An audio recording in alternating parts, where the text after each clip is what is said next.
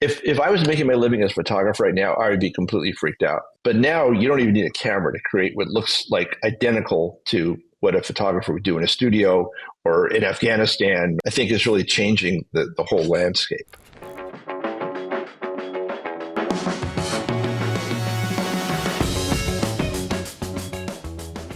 Well, you may be cool, but you'll never be Adam Driver played me in a movie cool, unless you're today's guest.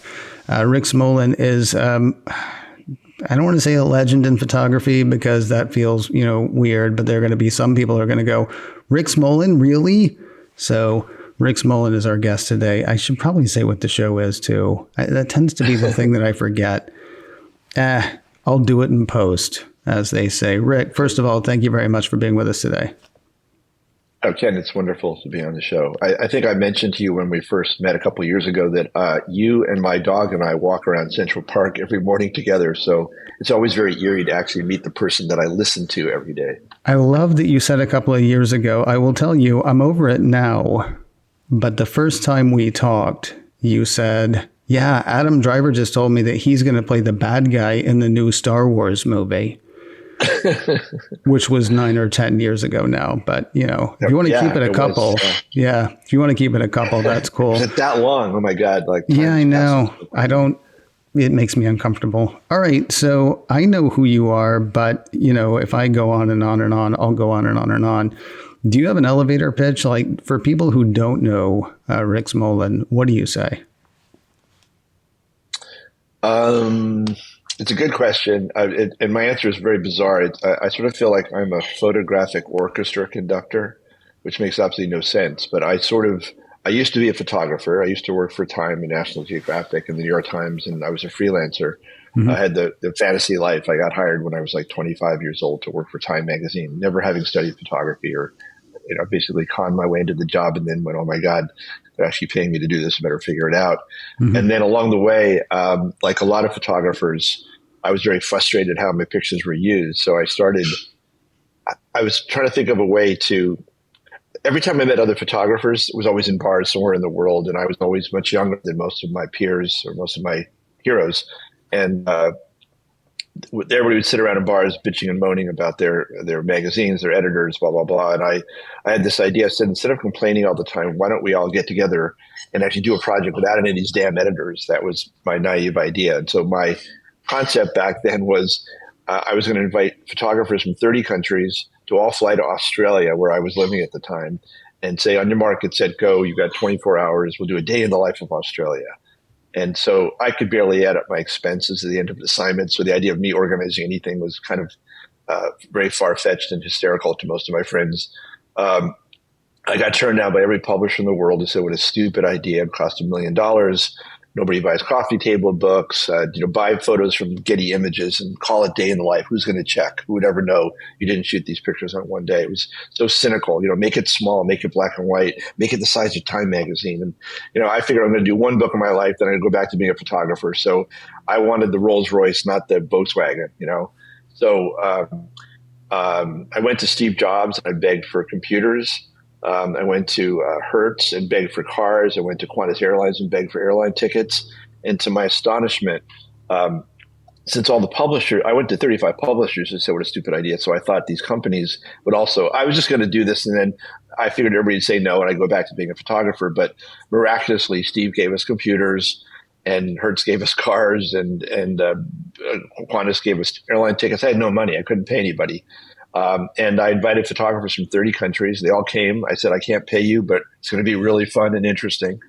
And it became the #1 book in Australia. It was so successful that I started getting approached by other countries and by other companies saying, would you do us? So the governor of Hawaii came to us. American Express came and said, would you do Day in Life in Japan? Because we're fighting with the JCB card.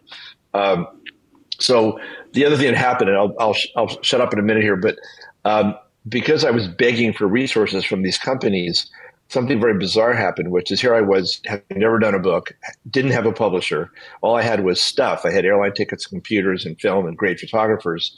And what I didn't understand is these companies who'd given us all this stuff started running multi-page color ads in newspapers and magazines saying, we're so proud to be the official film for Kodak, of Day in the Life of Australia, the official airline. So we suddenly had a multi-million-dollar ad budget for a self-published book.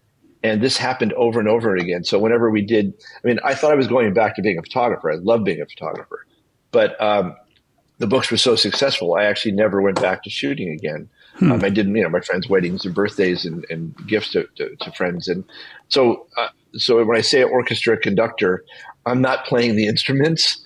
I kind of feel now like the aging rock star that doesn't get on stage anymore, but now I'm producing the new young hip band. So we started out doing countries in a day. And then my dad one day said, have you ever thought of doing, instead of a broad look at a country in a day, what if you did a topic? And my dad worked for a pharmaceutical company. He said, what if you did a day in the life of medicine? I said, Dad, people in hospital beds, really, who would be interested? And he said, no. He said, if you look at how the human race is learning to heal itself all over the world, Ayurvedic medicine, cupping in Finland, all these different ways that humanity is learning how our bodies work and how to make ourselves healthy. So we did a book called The Power to Heal, from ancient arts to modern medicine, and it became one of the New York Times best-selling book. One out of every 3 doctors in America got a copy of it. So my dad sent me on this new idea, which is instead of doing a country on a day, we started doing a deep dive on topics. So the first year of the internet, we had a book called 24 Hours in Cyberspace. How does the microprocessor touch our lives in one day? What about the global water crisis? And then recently, a few years ago, we did a book called The Good Fight, America's Ongoing Struggle for Justice, where we looked through the eyes of photographers. First we actually ever did that wasn't a contemporary look. We looked back over 100 years of all the progress of women and the gay community and the Black community and Jews and Muslims, the disabled community, to show the amazing progress that's been made in America through the eyes of photographers. And so anyway, I'm blathering on here, but so I feel like I'm not the one doing these things. I'm just the one kind of pulling together the team and executive producing these projects. So that's and when I asked you, I thought you were going to talk about tracks. So here's what I'm going to do. I'm going to say, for people should look up Rick Smolan and tracks. There's so much stuff. I mentioned Adam Driver playing you in a movie. Your career. It's weird because every time I talk to you, you'll just mention something else. I'm like, oh, not a thing I knew. Okay, let's add that to the list of impressive things. All right, so I got you on today, I think because you texted me on the 34th anniversary, maybe, of Photoshop coming out or around there.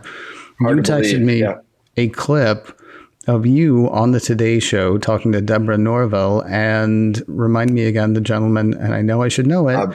Russell Brown from Adobe, senior art director at Adobe. Right. And then Fred Richin. There's 3 of us. Fred Richin. All talking about whether or not Photoshop was a good idea when Photoshop was being released. So you had one of the 3 major networks, because that's how many you had at the time, one of the 3 major networks devoting maybe 5 to 7 minutes of their morning show talking about, the dangers, I suppose, of technology and photography. Flash forward those 34, 35 years, and we're in a really weird place now, because it used to be, and they showed the gentleman from Adobe having trouble getting his Mac, which was probably straining everything it had to put him in a picture of Ronald Reagan and Nancy Reagan together with him. Right. And now we're practically to a place where we can say to our computer, hey, do that for me, and it will. We're not quite there yet. Right. But soon. Given where we are, tell me why I should not be freaked out, or tell me that I should. So first of all, I'm a tech junkie. I love sort of Steve Jobs' bicycle for the minds, things that sort of amplify our ability to do things. So when Photoshop came out, most of my friends and peers in the photography world were completely appalled, because, oh my God, now you can erase people from the picture. Like, this is what the Russians do. They manipulate reality. And my feeling was, this is not going away. So we can stick our head in the ground and say, oh, I hate it, it's terrible, but it's not going to change, because it's the Pandora's box, right, analogy. And once it's out of the box, you better deal with it, because ignoring it isn't going to get you anywhere. I was on the show because we had just published a book called A Day in the Life of America. And there was a picture taken by a incredible National Geographic photographer named Franz Lanting. And it was a guy, it was a silhouette of a man on a horse going up a hill. There was a tree here, and the horse is at the bottom of the hill. And there was like an angle of the mountain he was walking up or walking, the horse was on. And we wanted to use it for the cover of the book. But the trouble is the tree was here and the horse was here. So it was a horizontal. So we paid $1,600 to a company called SciTech to slide the horse up the hill to turn it into a vertical. Well, this is a book of photojournalism, so people were just outraged. Oh my God! Like, what did Rick and David, my partner, Cohen? This is just horrible what these guys did. So, National Geographic had just done something similar where they moved the pyramids from a horizontal into a vertical. So Fred Richin had written a book about it, criticizing it. So they invited me on, not to defend it, but to talk about it. And my response to Deborah Norville when she was saying was this ethical, like, now we can't trust anything we see. I sort of jumped to the copyright part of it, which is that if I took the picture, right, if one photographer took the picture of the sky, and one took the picture of the horse, and a third person assembled it, like, who owns that picture? Who created it? Who's responsible for it? I also found out, it was very funny because the New York Times criticized us for having manipulated the cover. And I did some research and found out the New York Times had a airbrushing department dating back to the early 1900s when the New York Times started, where they would regularly erase people or darken parts of a picture. Did you ever get into a dark room? Did you ever play in a dark room at all? Yeah. Growing up? So, as a photographer, first of all, I'm jumping around here, too much coffee this morning, Ken, but when I take a photograph, I'm deciding, first of all, what I want to take a picture of, whether I'm kneeling or if I'm standing high, whether I'm using a telephoto lens, whether I'm putting the background out of focus. So I'm making lots of decisions that are editorial. It's my viewpoint. So I'm the human being deciding which version of reality am I going to share with you. I once got sent to the White House by Time Magazine to photograph Jimmy Carter. And there were like 40 of us standing on almost like bleachers, like a choir, with our telephoto lenses. And you take a picture of the president smiling, frowning, coughing, blinking, looking sad, looking happy. And then we give all these pictures to our editors. And then depending on what the story was, they'd choose one photograph that would back up their opinion of what his speech had been or what his announcement was. So when everybody says you're distorting reality, there's all these decisions being made. Always, when you look at a photograph, you're looking through the eyes of the human being who took those pictures. Right. And that man or woman is deciding what to share with you. And then their editor is deciding even more granular what to narrow it down. So Photoshop comes out and people are darkening things or changing the color. But most magazines had a basic premise that you could do minor alterations. You could boost the color a little bit. But you couldn't erase things. You couldn't move people around. The New York Times and all these magazines, that was really unethical. So now suddenly 34 years later, and Photoshop has become a basic tool for every single photographer and so many creative people. Now we've got AI, which when it first came out a year and a half ago, I sat down and I just couldn't believe. First of all, I would type in, a friend of mine, Steve McCurry, took that famous picture of the Afghan girl with those beautiful, green eyes. It's probably one of the most famous pictures ever taken. So I just typed in to DALL-E, when it was DALL-E 1 or something, to make a photograph that looks like Steve McCurry's Afghan girl. And it gave me something very crude. One of the things that fascinated me so much is every single time I typed the exact same words in as a prompt, it gave me a different picture. So, I mentioned copyright to you a few minutes ago.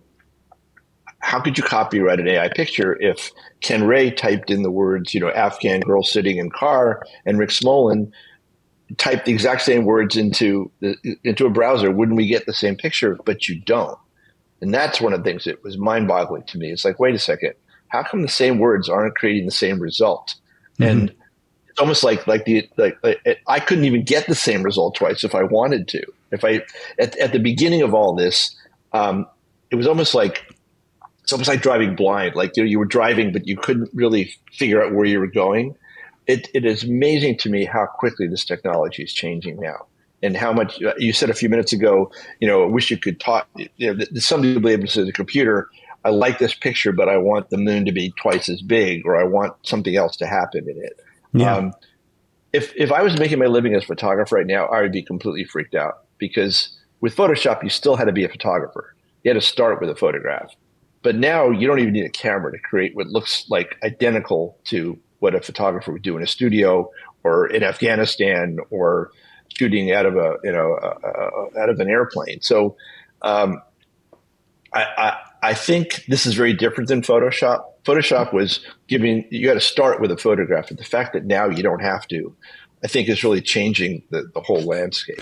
I've honestly begun to wonder, and I think you and I, well, it was when I was writing up the questions for you, I kind of wonder now if we have to look at every photograph just as an illustration. Like, I'm trying to figure out how what the value of documentary photography is. And I'm not saying there isn't any value of documentary photography, but we don't know that the photograph is actually a document of anything that actually happened. There was a Right. panel that you were kind enough to send me video for, and I think it's behind some sort of protected something or other. So thank you very much for sharing it with me. But one of the guys in that panel, who is very much dealing with AI stuff, said, here's one of the things I think would be beneficial for photographers. You can make pictures of things that you can't actually photograph. And it's like, well, no, that's a benefit for illustrators, or that's a benefit for publishers. And on the one hand, I guess you could try to prompt AI into, because I want to say this, the example he used was like the inside of a prison or a gulag or something like that, where we're not going to get a photographer, but somebody who survived that might come out. You might be able to get them to talk to an AI thing, or get somebody else to, describe it and then show it to that person. And assuming they don't freak out, they can tell you whether it's accurate or not, but that's still not a picture. I mean, it's a picture. Right. It's not a photograph. It's an illustration, even though it looks like a photograph. And is that what we have to start thinking of every photograph as, or potentially every photograph as from now on? This is not necessarily a thing that happened or a thing that could be captured that way, but everything you see now is, I don't want to say just an illustration, and yet you just told me a moment ago that a photograph is just an illustration of what somebody has to say. You were there, you got a certain angle. Maybe you took 500 pictures, but your editor was like, yeah, but we don't like this guy today, so we're going to do this one picture where he's seems to be biting his finger or eating a hot dog in a stupid way or whatever, the right. Trash can that's on fire that looks like a conflagration but has 4 people around it. If you go back further, I mean, has everything always been that? And now we just have to confront the fact that any picture you see could just be somebody's idea as opposed to somebody's even physical view. Well, do you live in San Francisco?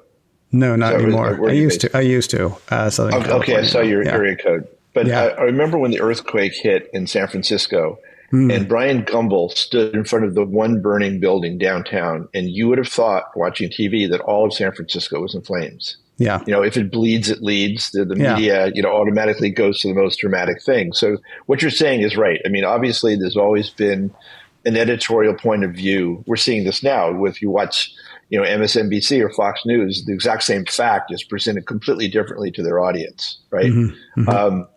I was thinking about this last night, and this is a little bizarre, but I went into Claude 3, which is my preferred AI engine when I'm looking, researching, or learning things, or asking sort of 3-dimensional questions. If you search in Google, you kind of get 10,000 answers, and you have to kind of piece it together. One of the things I like about some of these AIs is assuming you trust it, is it's a little bit, you can talk to it in a more nuanced way. So I said, how long have human beings been considered to be civilized, where we have language and customs and clothes and things like that? And so the AI came back and said, it's about 6,000 years right now, 4,000 years before BC and 2,000 years since, more or less. I said, okay, how long has photography been around? It said 198 years. So 2026 is the 200th anniversary of photography. So I said, if you mapped how long photography has been here, how long have we been able to take a picture of reality, right, and show it, compared to how long humanity's been on Earth, what time would it be on the clock? And it said 12 minutes to midnight on a 24-hour clock. So you and I are talking now like, oh my God, I can't, what's real now? And now suddenly there's no way to prove. But actually, humanity's only had 12, basically, minutes of the entire time that we've been on this planet.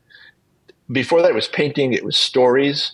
I mean, all of the history, everything we believe about our race, species, is basically a game of telephone, right? The Bible was the stories people are telling. I mean, the burning of the Library of Alexandria, where so many books were destroyed. How much of our history was destroyed and then recreated afterwards? So I'm not defending AI. I'm just saying that this has been a very small window of time that we human beings have actually had a way to actually record what we call real, right? Real reality, Yeah. that we all agree on this.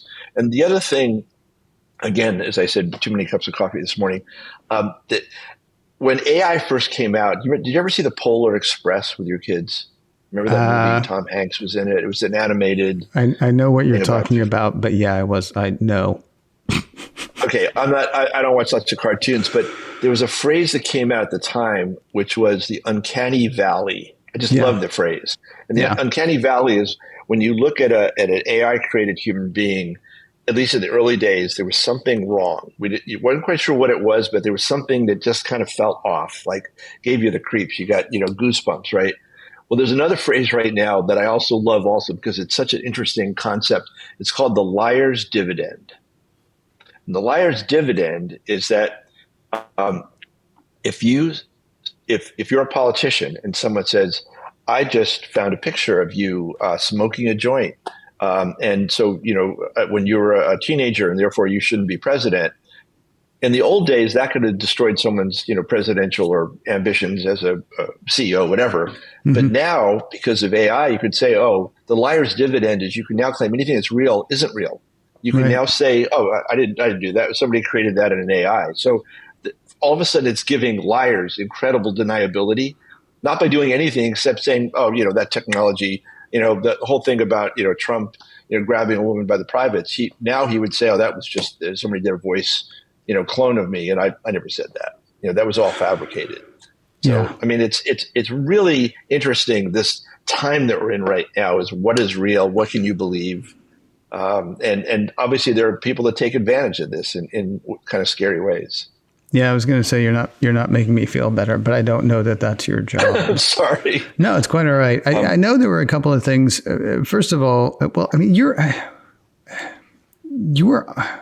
Is it fair to say that you're an enthusiast then for the tools that are out there now, or are you just like, as you said before, it's going to be here, so let's do it? Because I know that you sent me what I would say were beautiful images that you then threw into some of the AI tools that we have out there, which turn them into videos. And if you watch them over and over again, which I have because you sent them to me, you can see weird things. But not quite, if it is the way that a lot of people consume media at this point, which is, is scrolling through on their phone or glancing quickly before moving on to something else, this really nice picture of this couple making out under a boardwalk becomes this video of this couple making out. Nothing tawdry, but I mean, it becomes this. You would, at first glance, you would absolutely believe that was just a video that somebody shot under there. Or the picture of the kids running at the camera on the beach suddenly looks like it was actually shot by a drone. And again, watch it closely and wait, is that flag moving or not flag? Is that beach towel moving, or is it sort of disappearing and coming back occasionally? But quick glance and it's full, it's not 3D video, but it's video, that renders more than just one side, all based from a flat image. Do you play with this stuff because you think that's fun and it's a thing that you want to do, or it's a thing you want to be aware of? I mean, what is it? Is it just the technophile in you just loves playing with new stuff, and so we'll try it and see? I mean, yes to all the above. I mean, at the beginning when this whole AI thing happened, and again, it's not even 2 years yet. I remember the first time I saw this, I think it was in November of 2022, and we're not even into November. It's not even 2 years. And literally the week by week, the advancement of this stuff is just completely mind-boggling to me. And at the beginning, you would type words in, and then it would create a picture, which was kind of like, wow, that's astounding. And then recently, I started reading that Adobe and lots of other companies would allow you to upload your own actual real photograph. And then you could basically, again, with prompts and soon with speech, when Apple comes out with their AI soon, in next week probably, you can actually take that original picture and modify it. So at first I was saying, okay, um, here's a picture I took. Adobe has something, I forget what it's called, Firefly, where you can basically say, here's a picture I took, back up and generate what would have been around the sides of the image. And it's like, oh my God, it invents people, it invents buildings, it invents parts of your floor. And then I read there was another company called Luma AI. I'm throwing these names out, but there's a million of these companies now, where you can, as you said, you can say, okay, well, animate this picture. So there's a picture of my son running on the beach with his friends when he was younger. And I said, take this photograph and pretend you're a drone. So take the picture and then zoom back up and look down on the kids. And again, I mean, I have goosebumps talking about it. So you're saying, do I love this stuff? If I'm in favor of it, it's not going away. Right. I love these toys. I'm fascinated by them. I've been watching examples where people are creating little mini like trailers for movies that don't exist with astounding quality. And every week this stuff's getting better and better and better. And people say, oh, well, like your Uncanny Valley, I can always tell if something's fake. You can't tell anymore. You really can't. And you can also say, give me a photograph in the style of Ansel Adams or Alfred Stieglitz or Elliot Erwitt, my father-in-law. So all my photographer friends are okay. So here's one more thing. There's another thought. Kara Swisher does a wonderful podcast called Pivot, another one called On, and she recently interviewed the CEO of Getty Images. So Kara invites one person to come on and ask that CEO a question. So my question to him was, Getty Images sells photographs for me and for lots of my peers, and now they're working, I think, with OpenAI to license. To allow OpenAI to look at their images and then so that they can create new images from them. And they said, well, we're going to share the revenue from this with the photographers. But my question was, are you really, I mean, I understand he's saying he's going to do this, but when you're sampling 1,000 photographers to create one image, am I going to get 2 cents? Yeah. Right. Like it's really, I mean, at a certain point, will you not need photographers anymore? And not someday. I mean, this is happening so quickly. I ran into a guy from Verda magazine, German publication, publishing company. We were at a conference and we were talking about AI, and he said, "Can I show you something?" I said, "Of course." And he pulls out this color magazine. It was a cooking magazine in German, and beautiful illustrations of food and strawberries with ice cream on them, and pizza and pasta, with smoke, steam coming off of it, recipes, beautifully produced. And he said, I did the entire magazine myself, no photographers, no writers.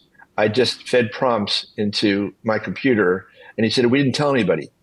He said, it created the menus, it created the recipes, it did the photographs, it did the layouts. I told, write little, stories about each of these things. And he said, we didn't tell the readers until after the publication had come out. And then we announced it. And, it's like, God. So you're not paying any writers, you're not paying any illustrators. Nobody, the people who do the set top photography, where they, there's all these tricks of doing food photography, so it doesn't look like it's been sitting there for 6 hours, getting wilted. When they spray things on it, all this. And I mean, how many people are going to be put out of business with this stuff? Did you see? Go ahead. I'm sorry. No, go ahead. What? Well, did you see the Player, the Robert Altman film from like 30 something years ago now? Sure, of course. Where they did the whole opening shot. Well, yeah, that's wonderful. But they did the whole segment about they could just pull up a newspaper, just grab a newspaper and read any story, and then build a plot around that. And the head of the studio was like, no, I really like this idea. Now, if we just get rid of the actors and directors, we might be onto something. Which it sounds like they might be onto something. Go ahead. No. Last night at dinner, I was sitting with my wife and one of our friends, and we were talking about, how frightening it is, right, for people, not just in the publishing world, but for actors. And the strike in Hollywood last year, a lot of it was about prohibiting studios from using AI to basically replace actors. There was one of the clauses was they did a scene with 500 extras in the scene, and they were asking the extras to sign a release. It was not speaking roles, but it was like Colosseum in ancient Rome or something. And one of the things it said in the contract is we reserve the right to use your likeness in other crowd scenes in other movies. So you get paid once to be an extra in a movie, and then for the next 40 years, they're doing little replicas of you in the background with 10,000 people attacking, and all those people are not going to ever get hired again. And the other thing we were talking about is we'll go back to copyright again. There's a certain number of years, like Mickey Mouse is now out of copyright as of like a year ago. Yeah. So Walt Disney can no longer protect Mickey Mouse. So you may end up seeing Mickey Mouse showing up in porno movies or whatever. I mean, God, But I was saying, what if Marilyn Monroe? Is Marilyn Monroe's copyright, in her likeness expired? Can people now? Can you have an AI look at every movie Marilyn Monroe's been in and create a new movie now? We're not far away from this. And that is disturbing. The legality around all that stuff is kind of weird. I think about and this comes up, I want to say every 5 years or so. Warren Beatty made Dick Tracy back in 91 or 92, I think. And he options the rights to it every 5 years. And I don't know why, because he's not making another one, but neither is anybody else. That is until that passes into public domain. I don't know when that would be. But it's interesting. You talk about the legality and the whole thing where Getty said, well, no, don't worry about it, because if they use a piece of your photograph, you're going to get a piece. But okay, they create a new photograph at that point. If somebody puts that back into any AI thing and then spits it back out, do you get a piece of that piece of that piece? Or is that just... It's also what's happened to the music industry. I mean, look, Spotify and Apple Music and Amazon Music, I mean, bands are only making money now by performing. Yeah, because the sales, because now it's all being, you subscribe to these streaming services, and the artists get pennies every time it's played. Yeah. And, pennies again, every time it's played would be nice. I don't think it's. That's that. True. Yeah. No, it's a fraction of a cent. I know. Yeah. It's sad when you hear like a million plays and you get $100 or something. It's just it's like wow. So. I think we're going down a very sad rabbit hole here, but So here's the thing. And again, I mean, as far as, because you and I were talking briefly yesterday, and I think what I said very succinctly was that as creatives, we're boned right now. And it's not, and who knows? I mean, somebody is always going to find their way to the top. I think there's always not even to the top. I mean, there's going to be, I don't want to make it sound like anybody who does anything creative is hosed, but it's hard to see how it goes going forward. There are a couple of things getting strictly back to the photography thing, or the image thing, really, not the photography. You make the prompts sound, I think, a bit easier than they are with Apple coming out with Apple Intelligence. And I don't think Apple Intelligence is going to be as powerful a tool this year as it's going to be a couple of years from now. And I'm not sure if Apple is taking that slowly, or if it's just that the ability isn't there yet. The thing that's going to be really scary to me is scary. The thing that's going to be interesting / scary to me is when the prompts are as simple as me going, no, and having my computer understand that, right? Because right now you're like, okay, you say this, and then you add in this thing. There are people who are making serious amounts of money not doing the art, but prompting the computer to make the art right now. Prompt jockeys. I kind of figure that's a short-lived thing, though, because once the large language models begin to understand more the general, way people speak, once an LLM, if you have an account, if Rick has an account with an LLM and it now begins to understand not only how people speak, but how Rick speaks, then when Rick goes, yeah, but more chiaroscuro or something like that, the second that you say that, and the computer's like, oh, that's like that other thing that he wanted from those 5 other photographs, I'm going to get there. Right. I mean, then the prompt jockeys are also out of business. At the same time, I have to go back to assuming that we see any of this as a problem, what's the solution? Is the solution more media literacy? Is the solution more getting people to understand that just because you see it doesn't mean it's a thing that actually happened? What is, assuming there's a problem, what's the solution? Well, Adobe has an initiative called the CAI, the Content Authority Initiative, where they're trying to insist, and many other people are agreeing with their idea of there being some identifier when you look at an image that it was, that it was created, or what's been done to that image, if it started as original image or if it's completely AI generated. Mm-hmm. More and more people, I think even in Europe, which tends to be quite a bit ahead of us with their digital protections and privacy, to label things. The problem is the average person doesn't care if there's a label underneath the picture. It's asking you as the viewer to spend the time to find out what's been done to this picture. Most people don't care. They're gonna react to that.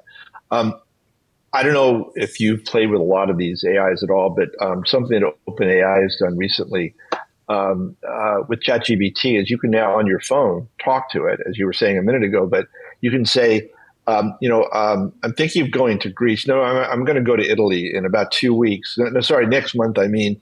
And I want to go to some resorts. No, actually, I'd rather go to the way that a human being talks. Mm-hmm. And then it says, so create a 2-week itinerary for me. And I did all these sort of, pivots and hesitations and change. And the thing just completely nails. I mean, it actually interprets all of your garbled conversation the way a human being, your travel agent would hear. Okay, well, you actually want to go to the mountain. You don't want to go to the, and you want to go in 3 weeks and not 2 weeks. And it gets it, and it speaks back to you. Originally, they had a very kind of sexy voice like Scarlett Johansson in Her, which became quite controversial. But it's really amazing how sophisticated these things are getting. Mm-hmm. At the beginning, again, 6 months ago, you'd have a conversation with OpenAI or Claude or one of the other ones. And then the next time you came back, you had to start all over again. Now it remembers what you said, as exactly what you're saying. So you can actually, continue the conversation. I want to jump to one of the things for 1 second, which is there's now the ability, and this I find actually really useful. I was working on a contract for a friend who's publishing a book, and it was like a 40-page contract that he'd gotten from his lawyer. And his lawyer says, tell me if this is okay. And he said to me, can you interpret all this? And I said, I can't, because I'm not going to spend 4 hours and I'm not a lawyer. But I said, let's try this. We went to Claude 3 and we said, please analyze this contract and pull out, give me a 2-page summary and speak in layman's terms, translate all the legalese into something that I as a mere mortal can understand. Mm-hmm. And I hit enter, and literally it was like it was pre-written. It was brrr, and I showed this to the lawyer, and he said, did you summarize this? I said, no, I used an AI. And he says, you got everything absolutely perfectly. He said that was like, I would have had an assistant spend an afternoon, summarizing this for you, the non-legal person. And again, that means legal assistance. Whoa, you're going to be out of a job soon. But as a person having to pay that legal assistant for their 4 hours of work, I was delighted. I mean, sure. It saved so much time, and I helped my friend. So, look, again, as I said at the beginning, this stuff's not going away. The analogies people keep making right now on the glass half empty side, the glass half full side, is that when the loom was invented, people went, oh my God, the cotton industry is dead. And when the automobile was invented, the horses are dead. Every time there's been a new advancement in civilization, there's been this, oh my God, the sky is falling. When Photoshop came out, I think this is different. I think this is unlike anything humanity's ever seen before. And I think a lot of the concerns that you hear from, I've lost all respect for Elon Musk, unfortunately, but even he 2 or 3 years ago was saying that this is an existential threat potentially to humanity. And the things you hear, first of all, is, the AI is going to kill us and see us as a plague or a virus that's strangling the earth, which could be quite true. But what if it puts out? There's so much work being done by people that these AIs could replace pretty easily and pretty soon. And then what does everybody do? What all these people do that have jobs right now? I mean, it's so dramatic. And again, the pace of acceleration is so dramatic So there's your listeners who may be interested in learning more about this, for better or worse. There's a really interesting guy. I think he's based in China. I wrote his name down because I thought it'd be interesting to share. If you go on, do you go on Threads at all, Ken? No, personally, no. I'm more Mastodon. Okay, well, I've given up on Twitter because it's a complete cesspool. But a lot of people that have moved to Threads, myself included, and there's a guy that I literally get texts from him all day long. I mean, not to me personally, but he posts things. His name is Luokai, and he's just fascinating, and he's constantly posting the latest tools that are coming out on all these different platforms. There are so many tools out there right now. And it's literally. Did you ever watch what was that movie, Journey to the Center of the Earth, when you were a kid? Pat Boone. You're making me feel like I've never watched or read or seen anything. No, I haven't seen that. I'm aware of it, but no, I haven't seen that. It's an old movie. Yeah. I mean, I was born in 1949, so I probably saw it when I was 15 years old or something. But they discover this cave in the middle of this mountain after they somehow get to the middle of this journey to the center of the earth. It's the center of the earth. And inside are all these jewels. And as a kid, it was just like there were diamonds and emeralds and like these huge stalactites. And I kind of feel like the humanity just stumbled into this cave. And it's like magical amulets and spells and potions. I mean, if you think about it, a prompt is sort of like, it's like Harry Potter. It's like you say this series of words and poof, this stuff appears. Yeah. It really feels, they've always said that, what is it, something about, any cutting edge is borders on magic. But we've really reached an era where this AI is going to be incorporated into robots, self-driving cars. I mean, things that humanity are actually not very good at. We're not very good drivers. If you look at the number of people that get killed every year, 50,000 Americans die in car accidents every year, some astounding statistic. And the idea that these cars all know where they are, and that AI, you can see all the upside of this, and you can also see all the downside of it.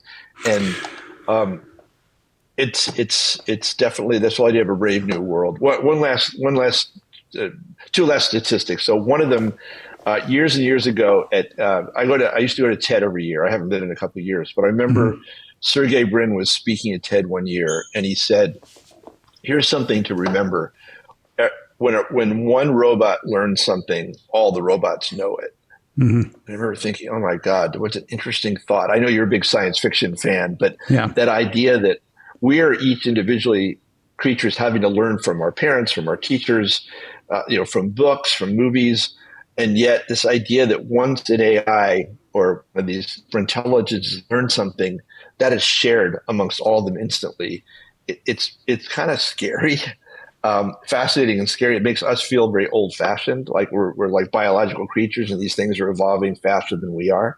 Right. The two movies that I've loved the last few years are Her, with Scarlett Johansson and Joaquin Phoenix, and the other one was Ex Machina. I mean, they're both creepy, but they're both really fascinating and these were both, 10, 15 years ago they came out, but really interesting, thought-provoking films about where we're, as a species, where we're headed, Yeah. Let me circle us back specifically to images and Apple, because there's one thing that I've been wondering about, and I think it started a few weeks ago with a guest that we had, back when Carolina Melanesi was on from Creative Strategies. Mm-hmm. One of the things that's coming out with Apple Intelligence, which again, we don't know exactly when these things are going to hit. I don't know what's going to be available when iOS 18 comes out. iOS 18.1 is the one that's going to turn on a lot of the Apple Intelligence stuff, although not all of it. And then it's going to be a thing that's going to be evolving from now on, assuming everything gets to. One of the things that they're going to have is something called Image Playground. And Image Playground is going to let you put in a prompt and get back an image. And the images are in 3 different kinds of illustration styles.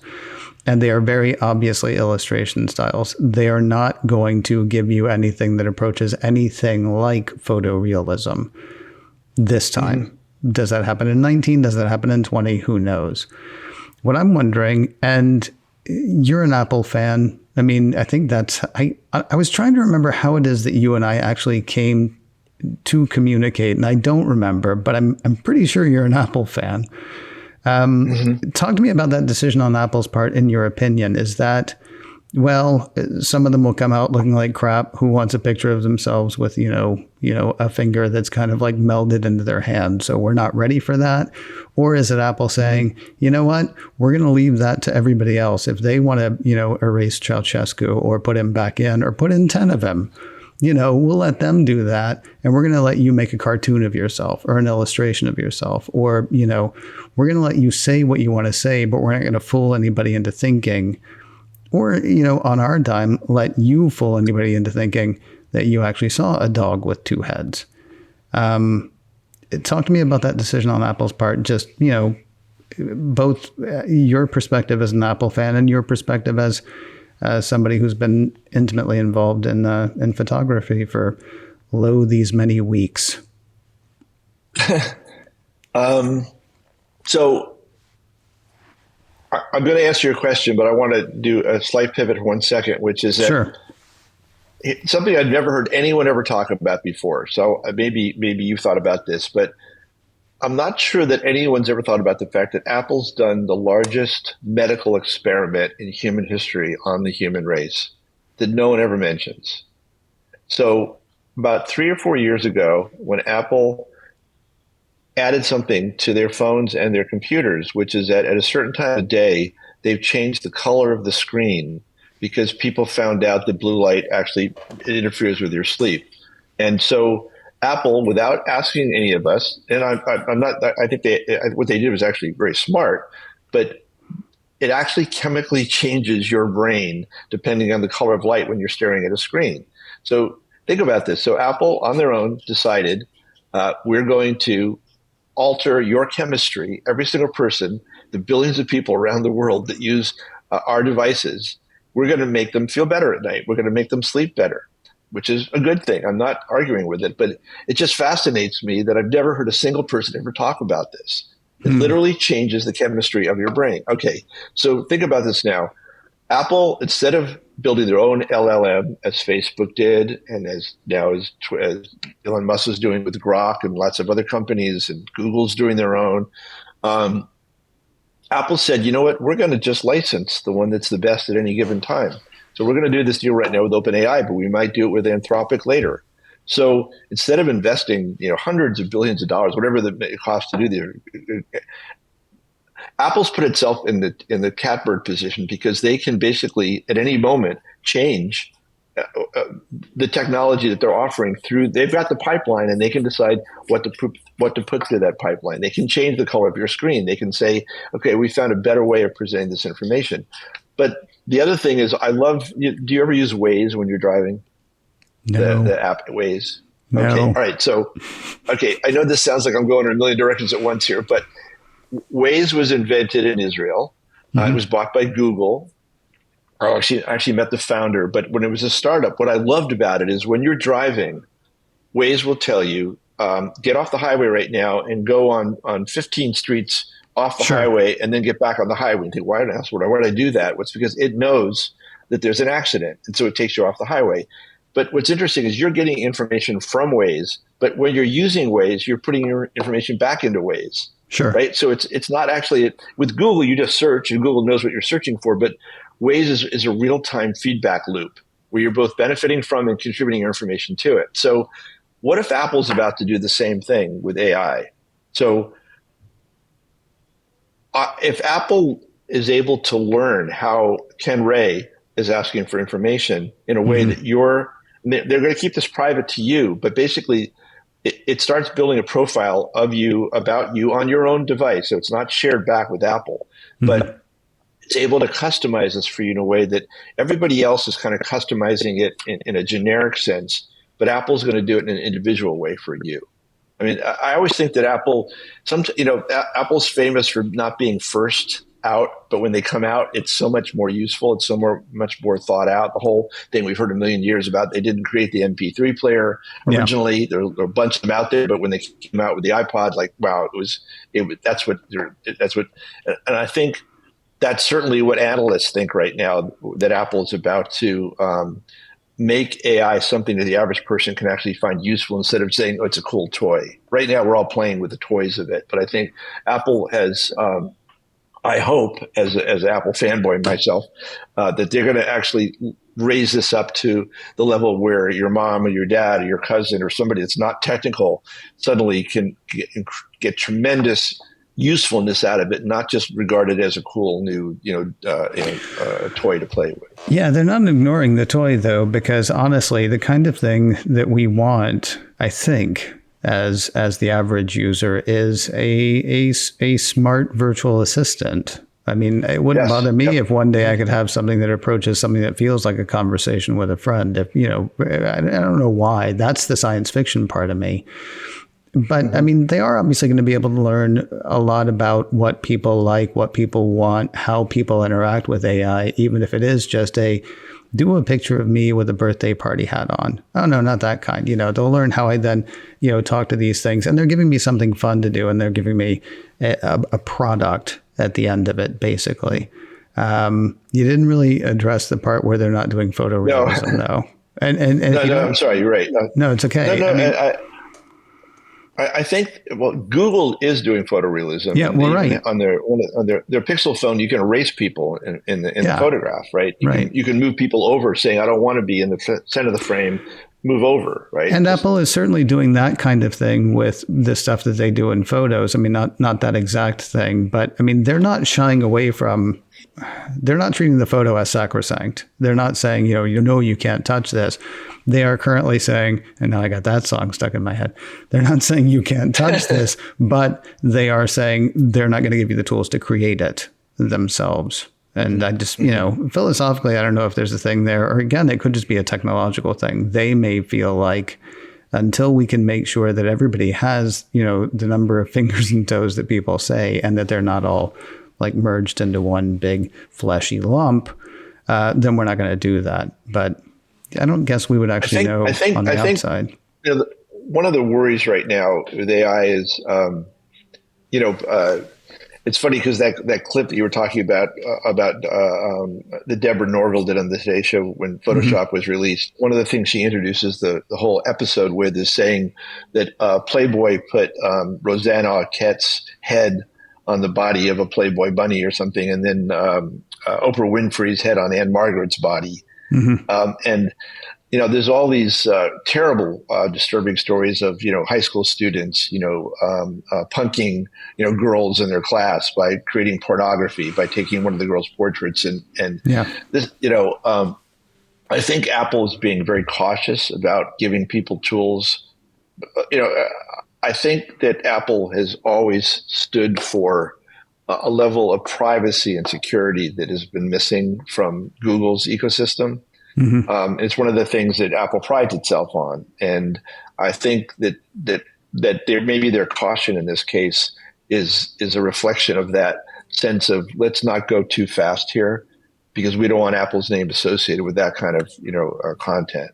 I mean, Apple was the one that came out with this, the ability to find child pornography on people's phones. It created a furor, but obviously, some of the things that are going on right now. We heard about Telegram, the head of the CEO of Telegram being arrested this week because the platform was being used for child pornogaphy and drugs and all kinds of other illicit things. I'm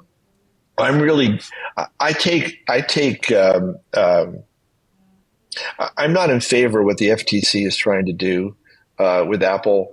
This lawsuit that they're bringing. I want Apple to be a walled garden. I don't want other app stores available on Apple's devices where someone can put malware in there. People say, oh my God, Apple's taking a 30% commission on apps. Isn't that outrageous? Well, every time you walk into a grocery store, they're marking their products up. My wife and I went to a grocery store 2 weeks ago, and in one grocery store, they were charging $12 for a half pint of Ben & Jerry's ice cream. I mean, why shouldn't Apple take a third for creating the pipeline to deliver the software, but to protect us from malware, however you say it? I want Apple to protect me. I think that's one of the reasons I use Apple devices, because I feel they've got my best interest at heart. They're not just saying to anybody you can sell any piece of crap you want to Rick. I don't want that. That's You and I should have another discussion another time because I can go on for 5 or 10 minutes on that. But we're coming close to the end here. The one thing that I want to say, I know you've always got something going on. What are you working on now? I'm an adrenaline junkie. I like right from the beginning, as I mentioned, I never studied photography and then suddenly got hired by Time Magazine and had to oh my God, like I went from this is so cool to, oh my God, they're going to find out I'm an imposter Right. syndrome. Right. So I'm now sort of still, it's like a one trick pony. So I like I find that I'm better when I'm terrified. I know that's a terrible thing to say. Don't let my kids know this, but, um, when I was growing up, I was a science fiction. I loved science fiction. I read every book by all the greats, Asimov and Jerry Pohl, and Robert Heinlein was my favorite author. Mm-hmm. And there was one book that I kept coming back to over and over again called Tunnel in the Sky. And it was I was 16 when I first read the book. I couldn't wait to get away. I love my parents, but when I was 16, it was time for me to leave. I went and lived in Spain for a year with a family in one of these exchange programs. And the book was about a time like now where Earth is polluted, refugees are crossing one country or another, tremendous, wars and world strife. And they've invented a technology called tunnels. So imagine Grand Central Station. And instead of spaceships getting to other planets, you can align every tunnel in Grand Central Station to a different place in the galaxy. Mm-hmm. It's very expensive. And so every teenager on Earth competes to be accepted in this very small group of kids that get to colonize new planets. And the great thing is you get to take parents off Earth. You get to leave the hellhole that Earth has become, and you get to colonize and like the settlers in the Old West, going west. And so before Robert Heinlein died, I met him, and my wife and I spent an evening with him and his wife, and I bought the rights to Tunnel in the Sky. And so we're in the middle right now of developing a TV series based on the book. My partners are Miles Dale, who is Guillermo del Toro's partner, who did Nightmare Alley and Shape of Water and Pinocchio. They're doing Frankenstein right now. So the idea is a TV series. And then the writer, showrunner, it's interesting, Ray, in the movie world, the director is the most powerful person, but in the TV world, it's the showrunner/writer. Mm-hmm. So we're working with a wonderful guy named Andrew Chambliss, who did Fear the Living Dead and A Dollhouse. He's actually doing a prequel right now, working with Apple on For All Mankind. It's a prequel to All Mankind. So anyway, again, I'm the least knowledgeable of these. Of all the people doing this, but I'm the executive producer because I own the book. Sure. And so we're in the middle now, and we think we've landed a deal with one of the big streamers.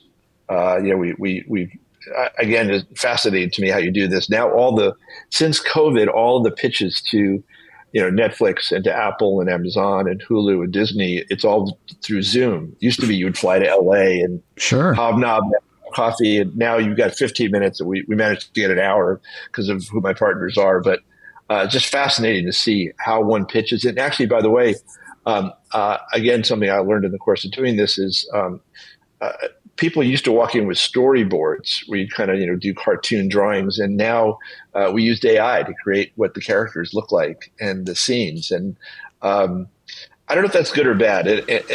Part of me was critical because I kind of wanted them to imagine in their heads what the story was instead of us almost restricting it. But again, I'm following my partner's lead here. But I'm hoping, like within a year or two, we'll have the first. It's designed as a multi-season story.